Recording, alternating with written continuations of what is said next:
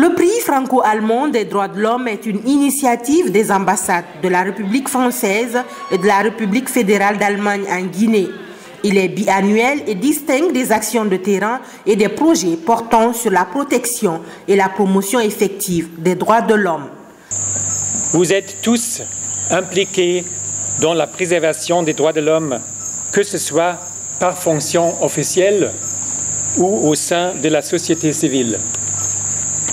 Chers activistes, c'est dans ce but d'honorer chacune et chacun de vous et de vos actions que nous célébrons ce soir le lancement solennel du premier prix franco-allemand des droits de l'homme en Guinée.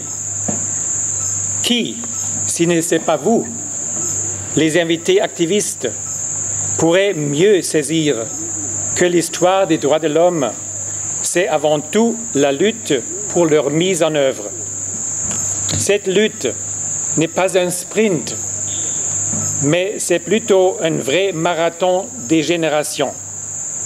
Pour cette première édition, les femmes sont à l'honneur. Les organisations de la société civile devront présenter une action de terrain ou un projet déjà réalisé en Guinée portant sur le thème de la protection des droits des femmes. Le thème qui a été retenu, c'est la protection des droits des femmes. C'est un sujet dont on parle souvent, trop souvent. Peut-être le fait d'en parler trop souvent est une façon de mesurer à quel point le chemin est long pour que les femmes voient leurs droits pleinement reconnus, que ce soit les droits individuels ou que ce soit les droits collectifs ou sociaux.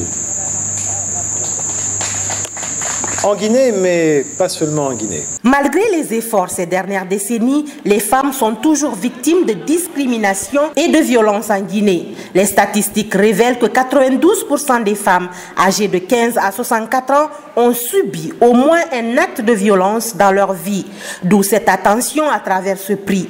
Les candidats ont un mois pour postuler et les dossiers de candidature devront être adressés aux deux ambassades. Quant aux résultats, ils seront proclamés le 10 décembre au Centre culturel franco-guinéen à l'occasion de la Journée internationale des droits de l'homme.